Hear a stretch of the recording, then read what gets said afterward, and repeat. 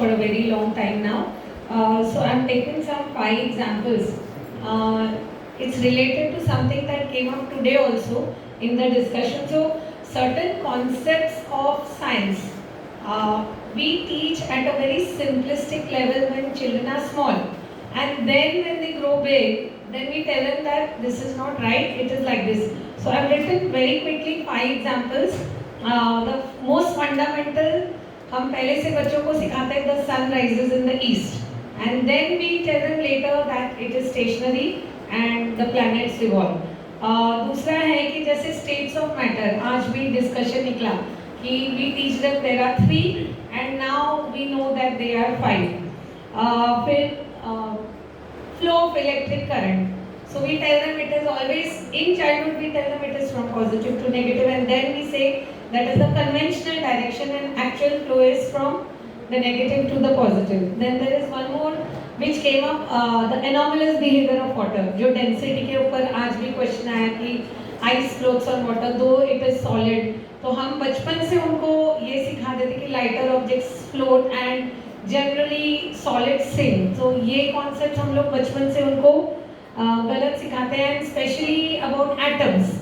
So we have told them, like, you know, we generally tend to tell them that atom is the smallest indivisible, you know, particle, and then now we say, okay, there are protons, electrons, quarks and Higgs boson. So अब हम लोग जब class में सिखाते हैं, that दुविधा is always there कि how soon should we tell them that probably, you know, this is not right. Like, can I talk about more states of matter? Can I talk about, and I feel somehow new generation understands. Somehow I feel they understand if it is given, you know, thoroughly. So what I wanted to ask, what is the solution for this concern? Actually, we can, that's what I said also in my presentation, that we can go 1 or 2 steps ahead also. Because whatever we are talking is related to syllabus also. But there are certain things which we cannot teach them at their age. Okay. For example, atomic structure that we teach the student up to 10th standard, even 12th standard, is not valid at higher studies. Okay. Quantum mechanics says it is different. Quantum mechanics defines it. Okay. When it comes to conventional current or the electron flow is opposite to conventional current. Actually, conventional current, it doesn't mean that since the water flows from higher level to lower level, therefore there is a convention that current should flow from positive to negative. No, that is not correct. Actually, the basic of this lies in electrostatic, that there are 2 charges, and then there is a concept of electric field, electric intensity, in order to check that whether there exists an electric field at this point. We take a positive charge and then we check its behavior. If it is moving away, it means that the field over here is positive, and so on. Okay. So based on the behavior of the positive charge, the conventional current is defined. That if we take a positive charge and place it over there, the direction in which the positive charge moves is the direction of the current. Actual current that is flowing through the it is electron, and even if it is not electron, it is free electron. Okay, so we can, but this concept of the conventional current is, maybe it will be slightly difficult for them to grasp. But we can slightly go beyond the syllabus also. Okay, yes, your point. Actually, what happened today, you know, in the morning, your reaction was so good that I step ahead of my time. This is the point I wanted to take in my presentation. What I wanted to tell them is that first you make them agree. पहली चीज होती है grill. आप पूरी तरह से grill करवा लीजिए, क्योंकि अगर आप ग्रिल भी नहीं करवाएं और आपने उसको डाउट भी करवाना सिखा दिया तो ही कंफ्यूज कर सकते हैं. तो पहले तो आप ग्रिल करवा लीजिए. मेरे एग्जाम्पल में मैंने तो उल्टा जाकर के एक बात और भी बताई थी कि हम ये कहते हैं कि sun always rises in the east. That is also incorrect even from the Galilean point of view.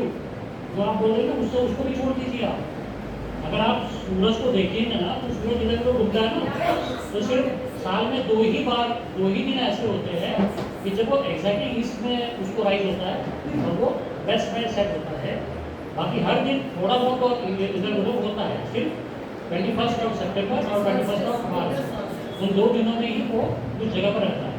तो हमारे इसमें मैंने ये कहना चाहता था कि आप बच्चों को डाउट करना सिखाइए कि nothing is permanent, nothing is final, everything is temporary, all the laws of physics are temporary. लेकिन उसको अगर आपने शुरू में बता दिया तो आपका कुछ सुनेगा ही नहीं। भाई आपने 2 और 2 4 बोलने से पहले वो पूछना तो सचमुच में 2 और 2 4 होते हैं या कुछ और भी चीज़ होती है, तो वो बाकी जिन जगह पर होगी वहाँ पर आपको बताएंगे। इस तरह से आप उनको ये बताइए, लेकिन ये है कि हर चीज़ टेम्पररी है, ये बताना पड़ेगा।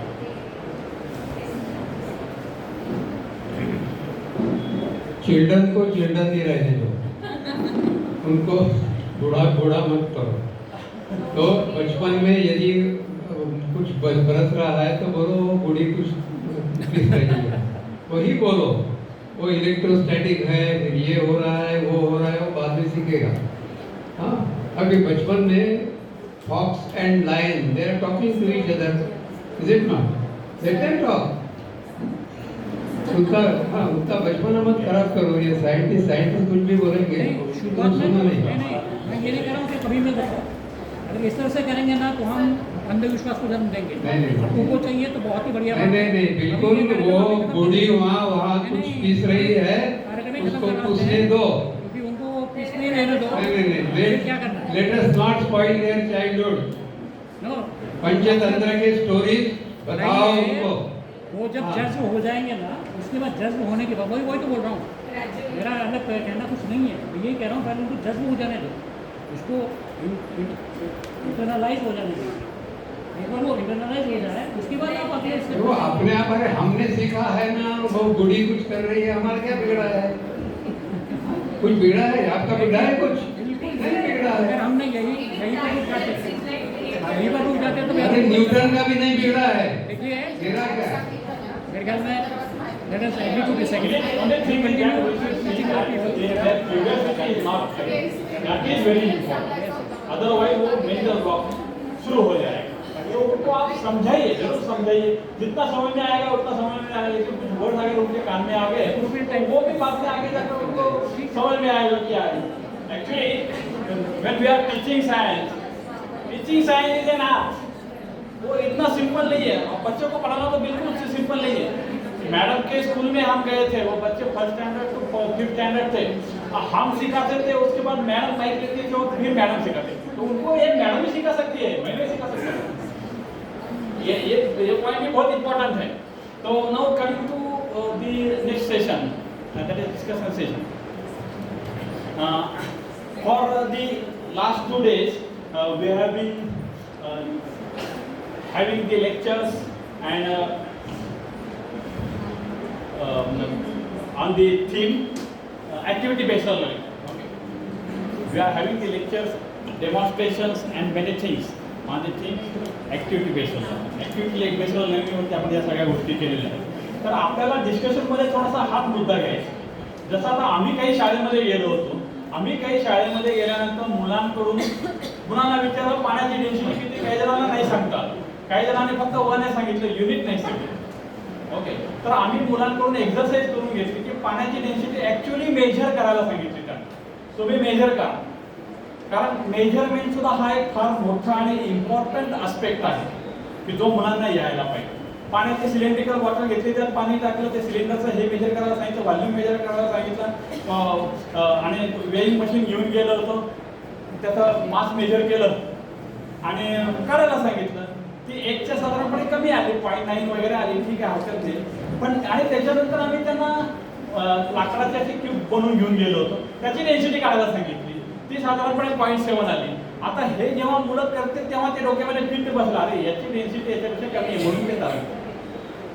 तसंच एक आपला झाडू पुसायचं ते हे असं त्याचा जो रबर असतो तो मी काढून घेऊन गेलो होतो, त्याची डेन्सिटी फारच कमी आली, 0.2 वगैरे आली. Okay, gram per centimetre cube इतकी कमी आली. आणि मग ते त्यांना दोन्ही पायावरती ठेवून पाहिले, तर मग मुलांच्या लक्षात आलं की ते लाकूड थोडं जास्त फुटलंय आणि हे त्यांना जास्त वरती तरंगतं. या गोष्टी जेव्हा ते करतील त्यावेळेसच त्यांना ते जास्त चांगल्यापैकी समजू शकतील. त्यांच्या घरी त्यांच्या हॉलची एरिया किती त्यांना मेजर करायला सांगा. बरेचसे जण मुलं करून आणतील. तर आपला हा विषय आहे ॲक्टिव्हिटी बेस्ड लर्निंग आणि आपण आता हा प्रयत्न करत आहोत की या गोष्टी मुलांपर्यंत जास्तीत जास्त चांगल्या पद्धतीने आणि इफेक्टिव्ह प्रभावी पद्धतीने कशा पोहोचवता येतील. कारण प्रत्येकाच्या काही आयडियाज असतील, वेगवेगळ्या असतील. माझी एक शिकवण्याची पद्धत आहे, दुसऱ्याची काही आणखी थोडी वेगळी असू शकते. मुलांची सुद्धा लर्निंग स्टाईल पूर्ण वेगळी असते.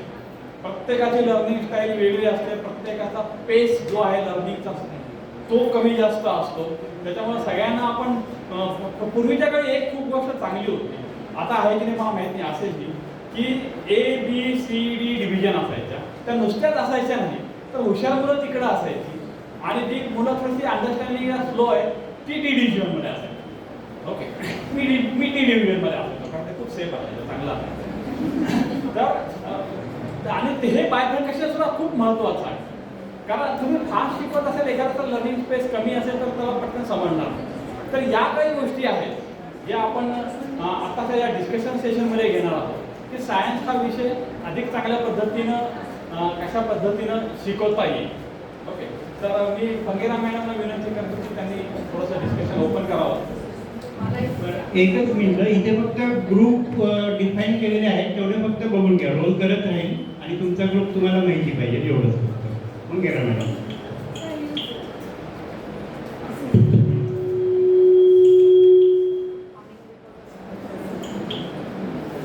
Thank you so much to all the organizers of Science Forum for inviting me to trigger the discussion.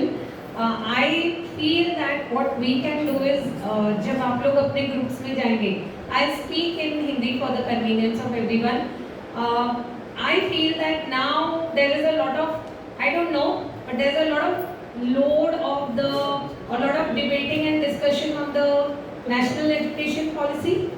सबके ऊपर स्कूल्स में ये डिस्कशन हो रहा है everybody and every level 5+3+3+4 there are taglines given कि छोटे बच्चों के लिए प्ले बेस्ड लेना चाहिए, then for the preparatory level you should take play based and discovery based and gradually bringing in all the 21st century skills, creativity and everything. So I feel that when you're sitting in a group as teachers, each of you may be teaching different classes, but आजकल के जो learners हैं, normally there are 9 types of intelligences or 8 types, but majorly when we teach in class Hum 3 types of learners को address करते हैं. Anyone? Can you tell me? At least minimum 3 types of learners. Minimum auditory. Not in terms of speed of learning, auditory, visual and kinesthetic. Now your entire national education policy expects कि हम लोग kinesthetic way से बच्चों को सिखाएं, more of hands-on learning, and trust me, the new generation loves it. They don't like you teaching them, with the old chalk and talk method. So you are very lucky that you are science and math teachers. हमारे लिए activity is like making your daily सब्जी रोटी. इतना हम लोग के pass scope है और opportunity है. So when you sit in groups, can each one of you at least give one activity which you have used in your lessons actually to make your teaching learning process more interesting. तो आपके group में अगर there are 10 participants, so you will have collection of at least 10 activities, or you can have a better way of dealing with the same activity. This is what I guess Prakash sir had asked me to, and if there is something else that you have as a suggestion.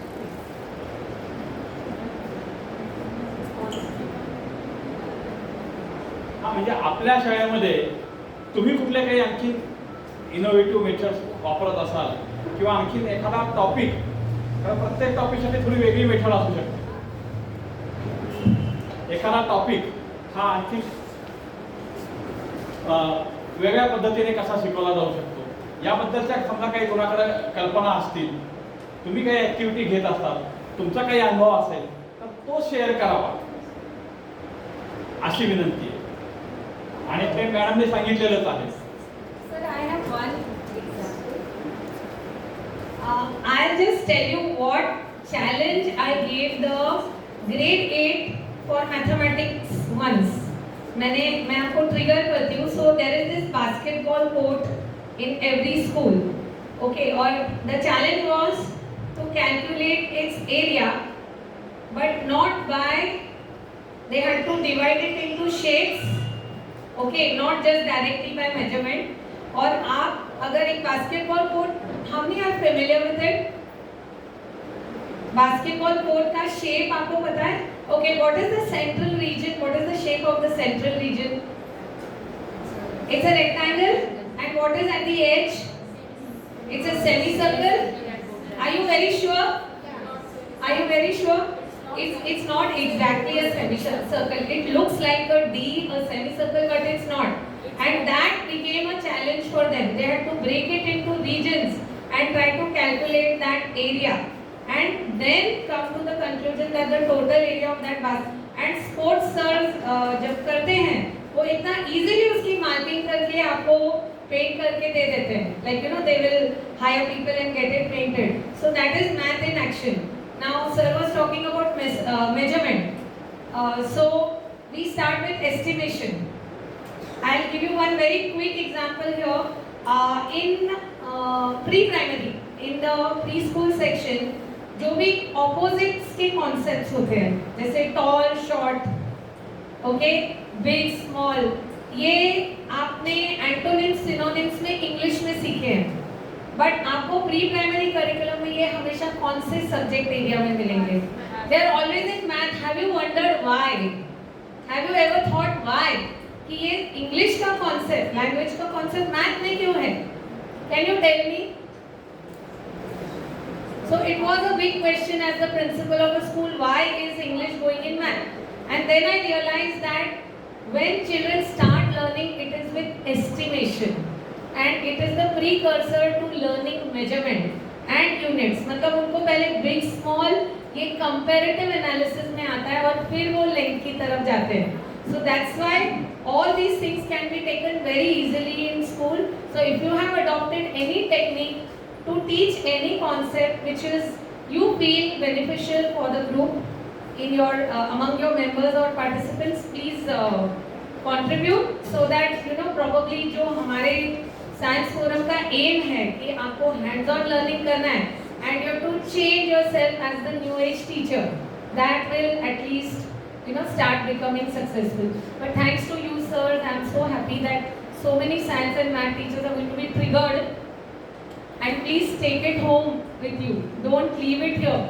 Take it home, reflect upon it. Today we did a small exercise while coming from school.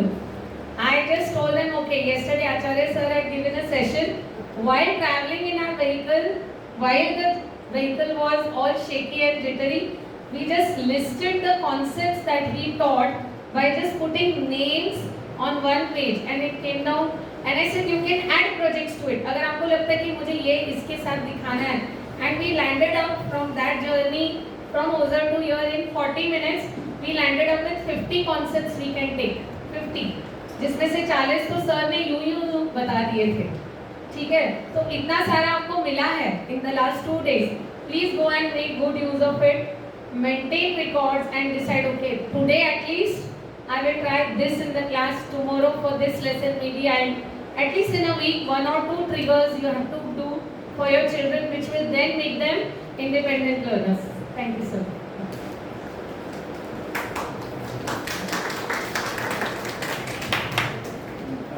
अजून एक request आहे टिल्लू सरांना की ते आनंद निकेतनमध्ये एक lab आहे त्यांची, तर त्यांनी जस्ट एक थोडंसं आम्हाला एक्सप्लेनेशन करा आणि मेनवाईल कुणाचे काही कन्सेप्ट असतील तर ते पण लगेच डिस्कस करू. नमस्कार, मी अमित टिल्लू.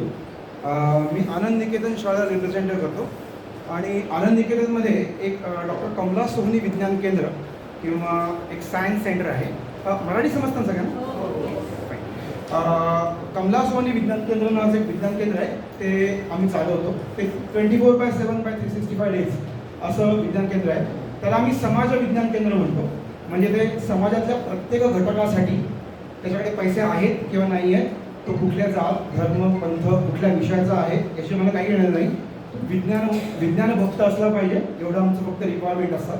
त्यामुळे आम्ही ते कन्सेप्ट तिकडे करतो. आमची शाळा एक्सपेरिमेंटल आहे, आम्ही वेगळे प्रयोग करत असतो आणि आमच्या सगळ्या विज्ञान केंद्राचा फक्त खरं सांगायचं तर एकच पिन पॉईंट हेतू आहे, तो म्हणजे वैज्ञानिक दृष्टिकोन किंवा ॲप्टिट्यूड बिल्ड करणं.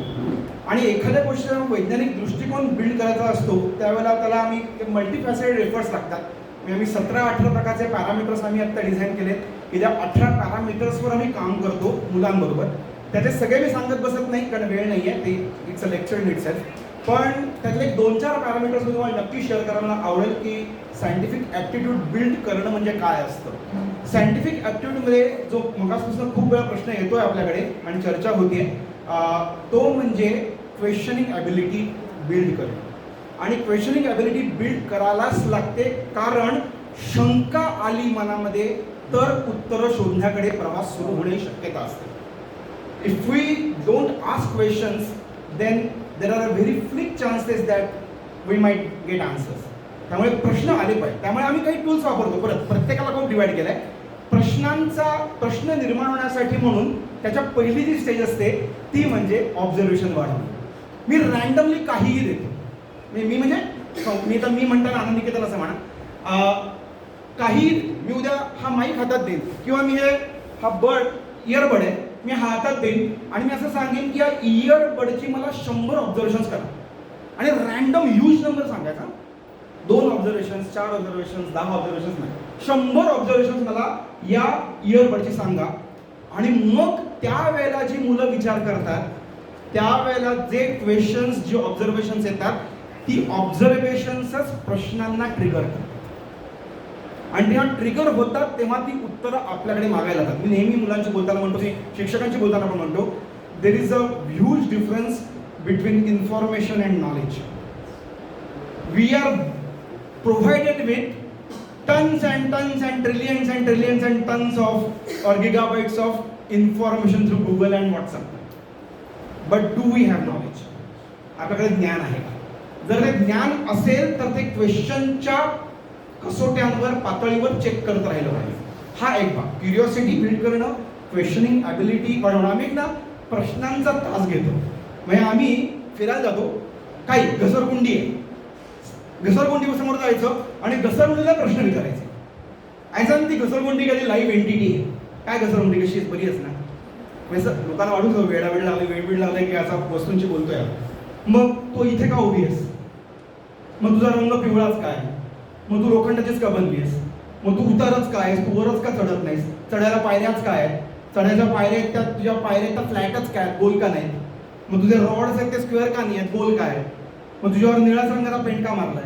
मग तुला ऑइल पेंटच का मारलाय? मग ऑइल पेंट तुला जात नाही का? मग पावसात तू भिजत नाहीस का? पावसात तू गार पडत नाहीस का? उन्हाळ्यात तापत नाहीस का? So many questions.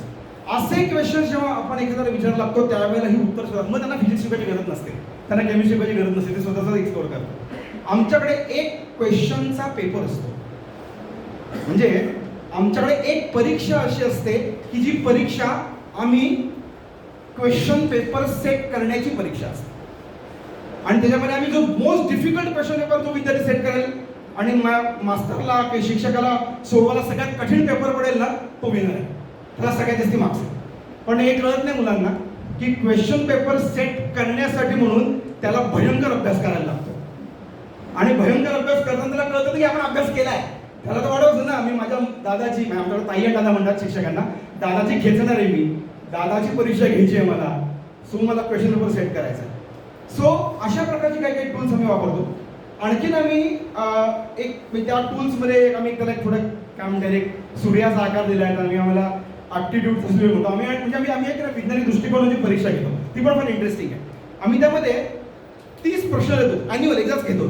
30 प्रश्न घेतो आणि त्या 30 प्रश्न सगळे सायंटिफिक ॲप्टिट्यूड बिल्ड करण्यासाठी ऑब्झर्वेशन बिल्ड करण्याचे असतात. मागच्या वर्षी आम्ही एक प्रश्न दिला होता मुलांना की मुंगी जी असते ना चिटी ॲन्ड्स, त्या मुंगीचा स्पीड काउंट करायचा नंबर 1 आणि तिचा वॉकवेचा पाथ कॅल्क्युलेट करायचा. अमेझिंग गाड्या झाल्या. आम्हाला जेव्हा मजा आली बघताना की आम्हाला पाथ कॅल्क्युलेट करताना कशी करतील की मग मुलं खूप किड्या करतात, मुंग्या पकडतात. मुंग्या पकडतात, सोडतात टेबलावर, मग ती कशी जाते बघतात, मग काही ना व्हिडिओ रेकॉर्डिंग करतात. एक दोन जणांच्या डोक्यात असं आलं की आपण याच्यावर बारीक पीठ टाकून बघूया. मग पीठ टाकतात, आटा, तर आट्यावरनं मार्क्स दिसतात. मग त्यांनी स्पीड कॅल्क्युलेट होतो, त्यांनी मग स्पीड नीट होत नाही आहे, पाठ तर मिळतोय, स्पीड मिळत नाही. मग एका मुलाच्या डोक्यात मला डोक्यात आयडिया आली की आपण एक काम करूया, एका मुंग्याला का स्ट्रॉमध्ये घालूया. तिला इकडे जाता येणार नाही, तिला समोरच जावं लागेल. मग समोर गेली की आपल्याला स्पीड मिळेल. अल्टिमेटली काय घडलं, त्याच्या क्वेश्चनिंग ॲबिलिटीला मी नर्चर केलं.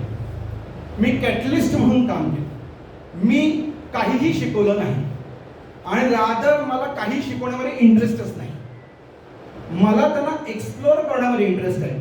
आमची लॅब फॉर्च्युनेटली प्रचंड वेल इक्विप्ड आहे. आम्हाला काही प्रकारची फंडिंग मिळाली, त्यातनं आम्ही लॅब वेल इक्विप करून घेतली. त्यामुळे आमच्याकडच्या मुलांना ड्रिलिंग पासून, वेल्डिंग पासून ते मायक्रोस्कोपला मेंटेन करण्यापर्यंत सगळं आहे. माझी मुलं 250 वोल्ट्सवर काम करू शकतात इलेक्ट्रिकल कनेक्शन्समध्ये. मला प्रॉब्लेम नाही आहे, त्यांना हातात द्यायला सुद्धा मी शॉक देतो. मुद्दामून देतो, सेफ देतो, पण देतो. मला शॉक द्यायला लागतो, कारण शॉक काय त्याला फील झालं पाहिजे. ही एक एंटिटी आहे, ती अनुभव आहे. अनुभव येत नाही तोपर्यंत या गोष्टी घडत नाही.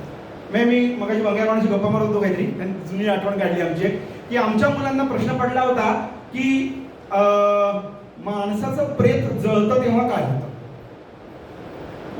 Good question. हिंदू धर्मामध्ये बऱ्याच ठिकाणी प्रेत जाळतात, मुस्लिम धर्मामध्ये काही दिसतात माझे मुस्लिम मित्रमैत्रिणी, त्यांच्याकडे डेड बॉडीला जमिनीमध्ये पुरतात. काय होतं धार्मिक दृष्टीने मी वेगळ्या दृष्टीने बघू शकतो त्या गोष्टीले. वैज्ञानिक दृष्टीने काय होतं हे एक्सप्लोर करणं फार इंटरेस्टिंग आहे. म्हटलं चला एका शवयात्रेला जाऊया, आपण जाऊया स्मशानभूमीमध्ये, रात्री 12 वाजता जाऊया. काय भूत घेऊन खातं बघू आपण आपल्याला. मी माझ्या 8वीतल्या मुलांना रात्री 12 वाजता आमच्या जवळच्या स्मशानभूमीमध्ये घेऊन गेलो. आम्ही बसलो 12 वाजता स्मशानभूमीत आणि आम्ही बघितलं काय प्रेत जळतं म्हणजे नक्की काय होतं. काय हरकत आहे. मी एक्स्ट्रीम सांगतोय, हे एकदा पहिल्या दिवशी करायला जाऊ नका, खूप सामाजिक प्रॉब्लेम्स होऊ शकतात. हे सिरियसली आमच्या शाळेमध्ये आम्ही प्रिपेअर केलंय पालकांना. पालक पण प्रिपेअर्ड असतात असं काही आम्ही सांगू शकतो याला म्हणून, पण यातली टूल्स वापरणं इज मोर इम्पॉर्टंट. या प्रकारची टूल्स वापरणं ही इम्पॉर्टंट आहे. मला असं वाटतं की विज्ञान गंगा आणि माझं विज्ञान गंगा आणि आता सायन्स फोरम, म्हणजे सायन्स फोरमच्या माध्यमातून जे एफर्ट्स चालले हे आपण सगळे एका प्लॅटफॉर्मवर येतो. अनुभवाधिष्ठित शिक्षण देणं हे फार महत्त्वाचं आहे. त्यामुळे आपल्याला मुलांना अनुभव दिले पाहिजेत. म्हणजे आमच्या एका मुलाला हा किडा होता की मला काहीतरी ना असं काहीतरी करायचं वेगळं. म्हणलं काय करायचं, तर मला वायफाय बरोबर काहीतरी करायचं. आमच्याकडे 3D प्रिंटर्स आहेत, वायफाय पण आमच्याकडे खूप रेग्युलर आम्ही काही हॅक करण्याचा प्रयत्न करतो. तर म्हटलं चल तू काम कर, गंगापूर रोडला अशोक स्तंभापासून ते जेहान सर्कलपर्यंत जितकी वायफाय तुला हॅक करता येत तेवढी हॅक करून बघ. तो गेला, त्याने जी लो प्रोटोकॉल, लो सिक्युरिटी वाली जी वायफाय होती, जी हॅकेबल होती, मी त्याला म्हटलं हॅक करायची नाही का, हॅक होतात की नाही बघायची आणि पुढे जायचं. आणि आम्ही जवळपास 250 वायफाय जे सिक्युरिटी लो आहे आपल्या घरातल्या, ही सगळी त्याला हॅक करता आली विथ अ सिंपल छोट्या प्रकारच्या प्रोग्राम्सने, की जे प्रोग्राम इंटरनेटवर फ्री अवेलेबल आहे. त्यांनी काय कोड बीट लिहिला नाही, पण त्याला हे लक्षात आलं की सिक्युरिटी किती वीक आहे. आता ज्या वेळेला बाकी सोडून दे, ज्या वेळेला तो स्वतःच्या शाळेची सिक्युरिटी आणि स्वतःच्या घराची सिक्युरिटी, कधी धंदा करायला गेला, व्यवसाय करायला गेला, स्वतःच्या वायफाय सिक्युरिटीचा विचार करेल, त्यावेळेला नक्की त्याला लक्षात येईल की मला कशी सिक्युरिटी क्रिएट करायची आहे की जेणेकरून मला तो हॅक करणार नाही. एक इंडिव्हिज्युअल चार्ज झाला त्या दिवसाला. That's the game. बस. त्यामुळे प्रोजेक्ट डिझाईन करा, ओव्हर बर्डनिंग करू नका आणि खूप फ्रीडम द्या. मुलांना खूप फ्रीडम दिलं कीच मला वाटतं मुलं ज्या मजा करतात आणि शिकतात सुद्धा. तर मला वाटतं मी खूपच बोललो, मला 5च मिनिटं दिली होती. पण या 2-3 गोष्टी आहेत. मी सगळ्यांना विनंती करेन की या शाळेमध्ये आमच्या बघायला. आम्ही एकदम ओपन आहोत, त्यामुळे तुम्ही कधी पण या, बघा आम्ही काय करतो ते, लॅब बघा आणि त्या प्रकारच्या गोष्टी तुमच्याकडे त्याच्या काही प्रकारच्या इम्प्लिमेंट करा. पैसे नव्हते तेव्हा पण माझी लॅब छोटी होती पण इनोव्हेटिव्ह होती. आता पैसे आहेत त्यामुळे जास्ती मोठी लॅब आहे. आधी छोटीच होती, वाटते त्या गोष्टी मी गोळा करून आम्ही लॅब केलेली आहे लिटरली. म्हणजे जॉर्ज वॉशिंग्टन कार्व्हरचं उदाहरण मी नेहमी देतो. त्याने जेव्हा अलाबामामध्ये लॅब केली त्यावेळेला लिटरली भंगार गोळा केला. माझी पहिली लॅब भंगारातनं बनली. आणि त्याच्यानंतर आता नवीन नवीन गोष्टी आपल्याला छान छान दिसतात त्या आहेत, पण भंगारातनं लॅब बनते, लॅब बनली पाहिजे. हां सॉरी, काय प्रश्न असेल तर प्लीज. मला मला नाही ना, मला काही प्रश्न नाही आहे ना सर. हो मी सरांना आता हां मी त्याच्याच करतो उभा आहे. सरांना याच्याकरता आपण बोलवलं आहोत. सायन्स फोरम थ्रू आपण 2014 माझ्यामध्ये सर आपण कनेक्टेड आहोत. मागच्या वर्षी त्यांनी पूर्ण मजला एक लॅब बांधली की जे बाहेरच्या म्हणजे मागच्या वर्षीपासून बाहेरच्यांना माझा आवाज येत असेल सर्वांना उपलब्ध आहे. तर सायन्स फोरम थ्रू आपण याला कनेक्ट होऊ आणि हां तर आपल्या ग्रुपवर सर पण कनेक्ट असतील. आणि पर्टिक्युलरली हे सांगायचं कारण असं आहे की आधी आपण टीचर थोडंफार शिकू आणि मग विद्यार्थ्यांकरता काय करता येईल काय नाही वगैरे वगैरे या दृष्टीने आपण प्रयत्न करू. परंतु बेस्ट लॅब आहे हे तुम्हाला मला सांगायचं आहे. येस, बाकी आता कुणाला काय प्रश्न आहे एवढं या मॅडम. ॲक्च्युली प्रश्न नाही आहे, मी रसिका कुलकर्णी. मला एक्सपिरियन्स सांगायचा आहे. सरांनी जे मगाशी ॲप सांगितलं ऑडिओ फ्रिक्वेन्सी काउंटर, तर ते मी ॲक्च्युली यूज केलेलं आहे. स्कूलमध्ये 9th स्टँडर्डला साऊंडचा एक चॅप्टर आहे आणि त्याच्यामध्ये सोशल म्हणजे एन्व्हायरमेंट मॅनेजमेंटमध्ये पोल्युशन हा पण चॅप्टर आहे. तर मी ते कोरिलेट केले आणि मुलांना हे ॲप वापरायला सांगितलं, ऑडिओ फ्रिक्वेन्सी काउंटर, आणि त्यांना असं सांगितलं की तुम्ही ती फ्रिक्वेन्सी मेजर करा आणि गणपतीच्या वेळेस जे काही डीजे लागतात आपल्या इथे आजूबाजूला, तर त्याची पण फ्रिक्वेन्सी मेजर करा आणि मग तुम्हाला लक्षात येईल की नॉईज पोल्युशन आणि साधी फ्रिक्वेन्सी यामधला डिफरन्स. आणि मग आपण हे डीजे वगैरे जे काय आहे ते लावलं पाहिजे का, हे जे पोल्युशन होत आहे ते झालं तर ते होणार म्हणजे कसं बंद करायला लागेल. मग जेव्हा तो फ्रिक्वेन्सी डिफरन्स त्यांना लक्षात आला आणि मग त्याच्यामध्ये त्या चॅप्टरमध्ये असं पण आहे audible frequency, harmful frequency. Frequency measure केली का डेसिबल मेजर केला? लाऊडनेस मेजर केला, फ्रिक्वेन्सी पण मेजर केली आणि मग डेसिबल मध्ये पण त्यांना सांगितलं.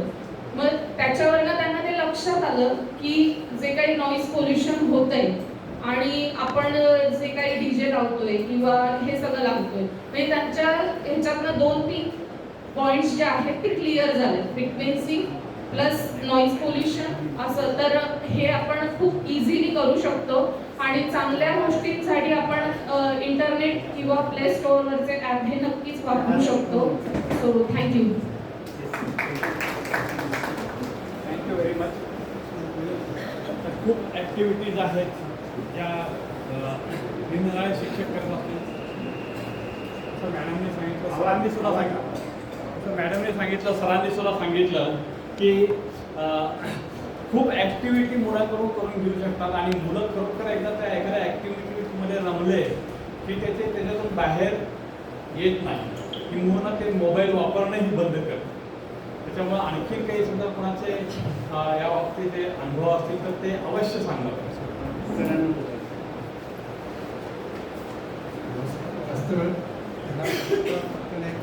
सांगायचं 24 तासापैकी 8 तास कोण शाळेत असेल, 8 तास झोपेत गेले असं आपण समजू, उरलेले 8 तास फक्त राहतात. असं किती जणांनी अनुभव घेतलेला आहे की आई स्वयंपाक करते आणि मुलांनी येऊन आईला विचारलं, आई तू काय करतेस, किंवा वडील काहीतरी घरात कॉम्प्युटर काम करतायत आणि मुलगा जाऊन विचारतो, बाबा तुम्ही काय करता.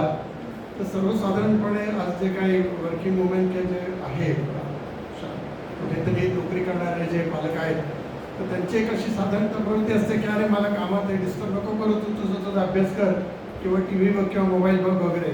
तर ह्या निमित्ताने मला सगळ्यांना विनंती करायला शकते की तुमचं जर मूल तुमच्याजवळ विचारायला लागलं की आई काय करते, तर त्याला नाराज करू नका, काय करते ते सांगा, तिचा सहभाग घ्या.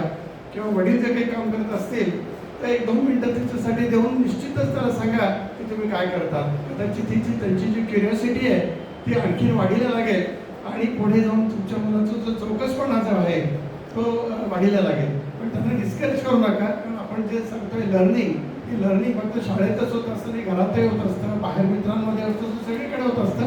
जेव्हा आपण जागे होतो तेव्हा आपण काही ना काहीतरी ते शिकत असतो. अशा परिस्थितीत माझी जी विनंती आहे सगळ्या पालकांना की तुमच्या पाल्यांना डिस्करेज न करता एनकरेज करा आणि जर ते काही तुम्हाला प्रश्न विचारायला आले तर त्यांना दुर्पळून लावू नका. धन्यवाद. थँक्यू. म्हणजे थोडक्यात आपण असं पाहिलेलं आहे 3 गोष्टी की student should be train to observe करायचं शिकवाच त्यांना. Student should be train to think. कुठल्या प्रश्नाचं लगेच उत्तर नका देऊ, त्यांच्याकडून चुकीचं उत्तर येऊ द्या. डॉक्टर वंडेरेने खूप चांगली गोष्ट सांगितली की चुकीच्या गोष्टीमध्ये सुद्धा बरीचशी माहिती दडलेली असते. कारण आपण मुलाला शिकवत आहोत पण तो काय शिकतोय हे सुद्धा आपल्याला कळतं. तेव्हा ते सुद्धा फार महत्त्वाचं आहे. आणि तिसरा मुद्दा जो आता सरांनी सांगितला की student should be trained to ask the questions. त्यांना प्रोव्होकच करायला पाहिजे की तुम्ही प्रश्न विचारा, न घाबरता प्रश्न विचारा. त्यामुळे या 3 गोष्टी आपण या आता या 2 दिवसाच्या वर्षामधून लक्षात घ्यायला पाहिजे. कारण ऑब्झर्वेशनची गोष्ट आचार्य सरांनी सुद्धा सांगितली की आचार्य सरांचा ॲक्च्युली तोच एम आहे की ते मुलांना आधी ऑब्झर्व करायला सांगतात की ऑब्झर्व करा. ते फार महत्त्वाचं आहे. आणि थिंकिंग एक ॲस्पेक्ट आला पाहिजे. आणि तिसरी महत्त्वाची गोष्ट जी सरांनी सांगितली की विचारा, मुलांना प्रश्न विचारा आणि मुलांना उत्तर द्यायलाही हे केलं पाहिजे. कारण ते चुकीचे उत्तरं देत असतील तर त्याच्यातून आपल्याला बरीचशी माहिती मिळू शकते. आणखी कुणाला काही कुणाचे अनुभव काही स्पेसिफिक सांगायचे आहे किंवा कुणाची काही वेगळी टीचिंग मेथडॉलॉजी आहे त्याच्याबद्दल काही बोलायचं? Yes sure.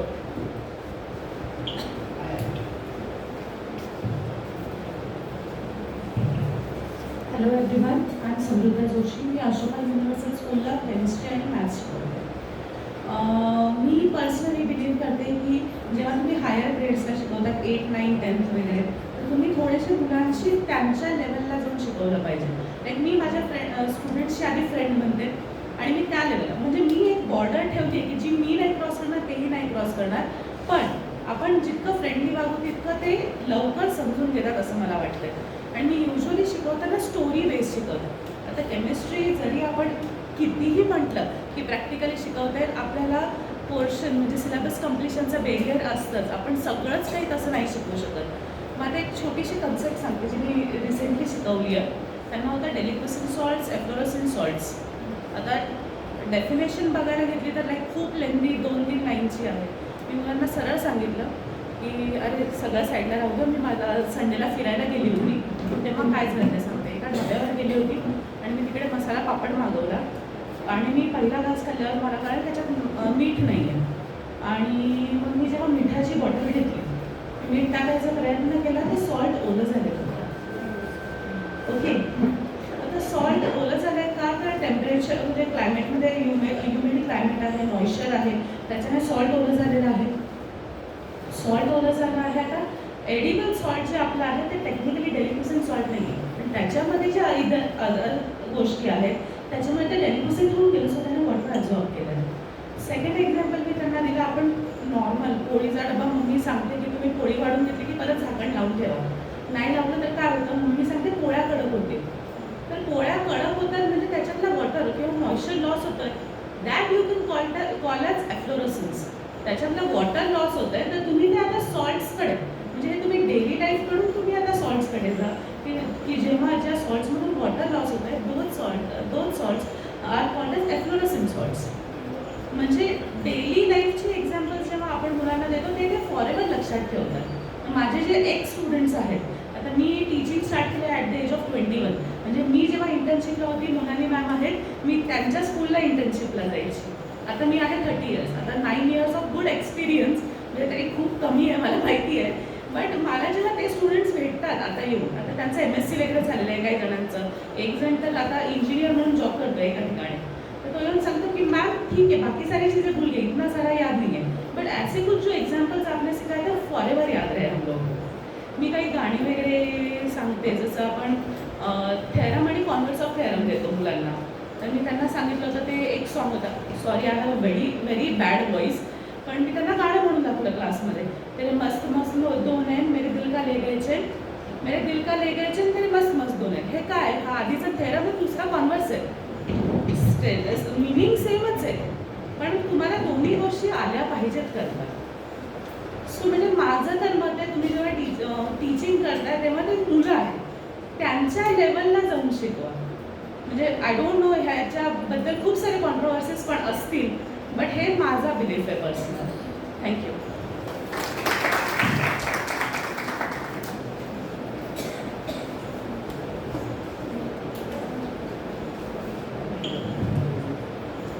तुम्हाला काही सांगायचं आहे please come forward. Yes sure. Very good afternoon. Myself, Pirzada Munir. I am from Saint Sadiq School. I am teaching maths and science. Last 2 to 3 years. Actually, I have completed my BTech from Hyderabad. So my Marathi is little bit weak because after completing BTech, I was preparing for UPSC plus IELTS also. But due to some reason, I am in my hometown only and I am teaching since last 3 years. I have one concept, यानी मेरे pass एक concept है जो मैं last 2-3 साल से पढ़ा रहा हूँ. जैसा मैंने मेरे स्कूल में मेरे टीचर्स को या मेरे फ्रेंड सर्कल में या जहाँ भी देखा था या आज भी देखता हूँ, बहुत सारे टीचर्स क्या करते, लर्निंग मेथड पे जाते. For example maths tables, I can see in lower classes teacher 2 1 2 2 2 4 2 3 6. इसको तो रटना है. पेरेंट्स को जो सिखाया जाता है, मिट्टू बेटा पप्पी दे तो मिट्टू बेटा वही रिपीट करेगा 24 आवर्स. तो वैसा जो सिखा रहे हैं बच्चों को, ये कॉन्सेप्ट गलत है. Because I have seen some students, if you ask them 18 multiply by 8 या 8 multiply by 7, they will start 8 1 8 8 2 8 3. They will start counting on fingers. Instead of that, अगर हम उनको मल्टीप्लिकेशन याद दिलाएं, जैसे कि अगर टेबल्स के बजाय 2 मल्टीप्लाई बाय 4, 7 मल्टीप्लाई बाय 8, थोड़ा time लगेगा. एक कॉन्सेप्ट है, अगर आप मेरे को थोड़ा सा टाइम देंगे, कुछ ही सेकंड या एक आधा मिनट के लिए, सब अपनी आंखें बंद करो. एक गेम टाइप है छोटा सा, मैं स्टूडेंट्स के साथ यही करता हूँ. Everyone please close your eyes. मैं जो बोलूंगा आपको सिर्फ इमेजिन करना है. जस्ट इमेजिन करो आप आपके घर के डोर के बाहर खड़े, समथिंग बैंग कर रहे हैं या डोरबेल बजा रहे हैं, तो आपको आपके डोर का कलर दिख रहा होगा, डोरबेल भी दिख रही होगी, जो भी बटन नॉक करते हैं या जो भी घर का कोई मेंबर डोर खोल रहा है, मम्मी बोलो, सन बोलो, भाई बोलो, हस्बैंड बोलो, जो भी घर में मेंबर होगा उसको भी आपने इमेजिन कर लिए दिख गया पर्सन. आप एंटर हुए हॉल में, आपका घर का जो भी मेन रूम है आप वहां पर एंटर हुए. एंटर होने के बाद आपको हॉल या घर का जो भी मेन रूम है पूरा चारों तरफ आप रोटेट हो, ईच एंड एवरी वॉल भी आपको दिख रहा होगा. इवन वॉल पे का वॉच भी दिख रहा होगा. अगर आपके हॉल में टीवी है तो आपको टीवी भी दिख रहा होगा, उसके साइड में रिमोट भी रखा हुआ दिख रहा होगा. आप वहां से एंटर होकर अंदर के रूम में जाएंगे, किचन में आप पानी अगर मटका है या फ्रिज है या जो भी है टैप है, आप वहां से पानी आप वो भी इमेजिन कर पा रहे. आप वहां से अपना जो मेन रूम होगा जहाँ पर चेंजिंग रूम है या जो फ्रेश रूम है, जैसे आप फ्रेश होने के लिए जा रहे हैं वॉशरूम में, आप फ्रेश होके वापस अगर हॉल में आते हैं, आप जो भी चेयर या सोफा है आप इमेजिन करो कि आप वहाँ सोफे पे बैठे. अगेन आप इमेजिन करो वॉल के तरफ देखो, टाइम आपको दिख रहा होगा समथिंग 3 बजे, 3 o'clock. अब कुछ सेकंड के बाद आप कैलेंडर की तरफ या जो भी घर में और कोई फ्रेम या भगवान में या किसी का तस्वीर टंगा होगा उसके तरफ देखो, फिर टाइम देखो आपको 2:15 बजा दिख रहा होगा. यानी with in a second time भी चेंज हुआ और आपका इमेजिनेशन पूरा घर आपको बता रहा है. 1 मिनट आगे खोल लीजिए, अभी मैं ज़्यादा लेंदी नहीं ले जाना चाह रहा क्योंकि टाइम का शॉर्ट. आपने कोई भी चीज़ याद की थी कि घर की कोई चीज़ याद डेली जाके आप मेमोराइज कर रहे थे क्या, ये वॉल है, ये यहाँ डोर का कलर है, यहाँ वॉच है या ये चीज़ है. मैं और भी आगे की चीज़ें नहीं जा सकता था. आपको कबर्ड्स या रैक्स, अलमारी, आप सब इमेजिन कर सकते, क्योंकि ये हम डेली देखने से याद होता है. ये हम मेमोराइज कर रहे, हम ब्रेन पे प्रेशराइज नहीं कर रहे. बच्चों को प्रेशराइज किया जाता है कि आप ये लर्न करो. हम कॉन्सेप्ट के हिसाब से नहीं लेके जा रहे बच्चों को. अगर साइंस का टीचर बच्चों को कॉन्सेप्ट और अपने ओन वर्ड में आंसर लिखो, working principle of generator, working principle of alternator या कोई और चीज़ के लिए हम अगर उनको प्रिंसिपल वर्किंग बताते हैं तो बच्चों को चीज़ ओन वर्ड में लिखने दो. स्पेलिंग मिस्टेक है कोई मसला नहीं, उसको आप करेक्शन के टाइम पे अकेले में बुला के बता दो, वो इमीडिएट करेक्ट कर लेंगे. अभी सर बता रहे थे टीचिंग मेथड कॉन्सेप्ट. अब मैं जनरेटर या कोई बड़ा चीज़ बताने के लिए हाउ द इलेक्ट्रिसिटी इज प्रोड्यूस्ड, तो मैं थर्मल पावर प्लांट या हाइड्रो पावर प्लांट नहीं ले जा सकता पूरी क्लास को सिर्फ एक चीज़ एक्सप्लेन करने के लिए. एक कार का रिमोट कार में छोटा सा टॉय मोटर आता है, जो आपने बचपन में खेला होगा या घर में बच्चे खेलते छोटा, उसके बैक साइड पे 2 मोटर लिया, एक के बैक साइड में बैटरी कनेक्ट किया और एक के बैक साइड में एलईडी कनेक्ट किया। बैटरी वाले को प्लग इन किया, मोटर घुमा, उनको ये बता दिया कि देखो यहाँ से इलेक्ट्रिसिटी सप्लाई हुआ, ये मोटर वर्किंग में आ गया, यहाँ से ये मोटर चल रहा है। वही मोटर को आगे से स्पिन करना चालू किया, पीछे एलईडी चालू हो गई, ये generator. Difference between motor end generator. अब वो बच्चों को समझ में आ गया, वही टॉय मोटर खोल के उनको सब चीज़ बता दिया, ये शाफ्ट है, ये वाइंडिंग्स है, ये सब है। मुझे आंसर याद करने की जरूरत ही नहीं पड़ी, 50% आंसर ऑलरेडी बच्चों ने लिख के बता दिए, सर ये हमारा ऑब्जर्वेशन था, ये कॉन्सेप्ट हमको समझ में। तो यही चीज़ अगर हम लर्निंग, जैसा ये मुझे काफ़ी पसंद आया कि सर जैसे एक्सपेरिमेंटल कल भी बताए, आज भी बताए, बट लर्निंग मेथड को चेंज करना हो, कॉन्सेप्ट मेथड पे लाना हो, तो उसमें बच्चों का जो माइंड पावर है, जैसा अभी हमने जो डेमो लिया था कि इमेजिनेशन, ये माइंड मैपिंग होता है। सेम चीज़ हम मैथमेटिक्स के साथ और मैथ्स के साथ, साइंस और मैथ्स के साथ, दोनों के साथ कर सकते हैं। मैं जो बच्चों को पढ़ा रहा हूँ अभी उनको लर्निंग मेथड पे नहीं है मैथ्स, स्क्वायर्स के ट्रिक्स है, क्यूब्स के ट्रिक्स है, टेबल्स के ट्रिक्स है, बहुत सारे ट्रिक्स अवेलेबल है। हम ट्रिक्स है वैदिक मैथ्स, ये हमारा अपना ही है। आज वो बाहर से उसको नया लेवल रख के आ गया इंडिया में वापस से, और उसके क्लासेस थाउजेंड्स ऑफ रुपीज ले रहे, सिर्फ एक 1 मंथ क्लासेस या 40 डेज 45 डेज की क्लासेस। बट अगर बच्चों को हम अगर प्रैक्टिकली अगर चीज़ कैलकुलेशंस और ये सब माइंड पावर के थ्रू बताते हैं उनको, यानी जैसे भाई टेबल से, मैं एक छोटा सा एक और एक मैथ्स का डेमो लेता हूँ। 99 का ट्रिक्स है, जैसा आप कोई 2 डिजिट नंबर दो 99 को मल्टीप्लाई करने के लिए, कोई भी 2 डिजिट नंबर, किसी भी कोई यहाँ से 24। अब इसका एक ट्रिक है मैम, 24 में से 1 माइनस करो, कितना बचा? 23 आ गया। 23 99 में से माइनस कर दीजिए, तो 9 माइनस 3 6 हो गया, 7 76 हो गया। कोई भी कैलकुलेटर में कैलकुलेट कर लो, 2 3 7 6 आंसर है इसका, चेक कर लीजिए आप। तो ये एग्जाम के टाइम पे पेपर पे बच्चा रफ वर्क पे ज्यादा नहीं लिखेगा। अब कोई भी नंबर 99 से डिवाइड करना है, कोई 2 डिजिट नंबर बोलो, 86 डिवाइड बाय 99, 0.86868686 कैलकुलेट कर लो।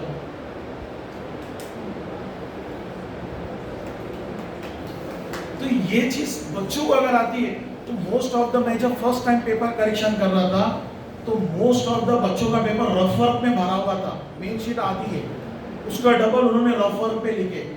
तो वही चीज को कन्वर्ट करने के लिए मुझे कुछ टाइम लगा बच्चों का। ऐसा एक ही 99 बोल के नहीं है, आपको बहुत सारे ट्रिक्स बता सकता हूं मैं। जैसे कि कोई नंबर को 11 से मल्टीप्लाई करना है, 18 मल्टीप्लाई बाय 11, आंसर इज 198। या और भी बहुत सारी चीजें, स्क्वायर्स के ट्रिक्स है। स्क्वायर्स की एक थ्योरी है, 0 4 9 6 5 0 1 4 9 6 6 9 4 1 0, यानी 2 + 8 10। तो कोई भी नंबर है जिसके लास्ट में 2 या 8 है, उनको मल्टीप्लिकेशन करो, आप में लास्ट में उसका आंसर 4 ही आएगा। 6 + 4 10, 6 और 4 के जो भी नंबर्स होंगे 4 से लेके 94 तक भी आप मल्टीप्लाई करेंगे, लास्ट में उसका आंसर वही आएगा, 6 ही आएगा, दूसरा कोई आंसर नहीं आएगा। तो ऐसे मेथड्स ट्रिक्स से आप पढ़ाते हैं तो बच्चों की बर्डन कम, और सबसे बड़ा टीचर्स पे बर्डन कम है। क्योंकि बच्चों को ट्रिक्स जब हमको शॉर्टकट तरीका मालूम पड़ता है तो हम उसमें ज्यादा अट्रैक्ट होते हैं। अगर कहीं जा रहे हैं, कोई क्यू है और हमको कोई बोलता है कि यहाँ से शॉर्टकट है, तो हमारे में डबल एनर्जी आ जाती है वहाँ पहुँचने के लिए।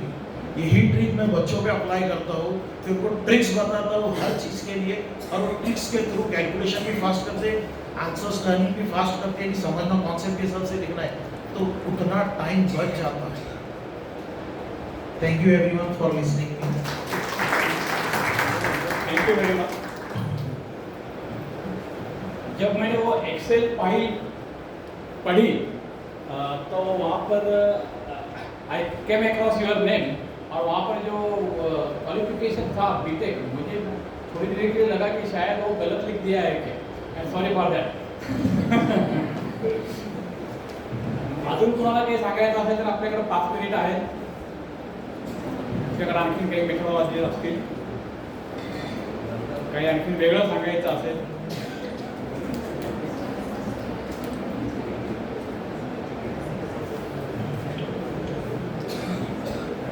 तुम्ही मुलांना प्रश्न सोडवायला देता ते 3-4 चॅप्टर जर कम्प्लीट झाले असले तर एका चॅप्टरमधला 1, 5, 10 असे त्यांना सोडवायला सांगा.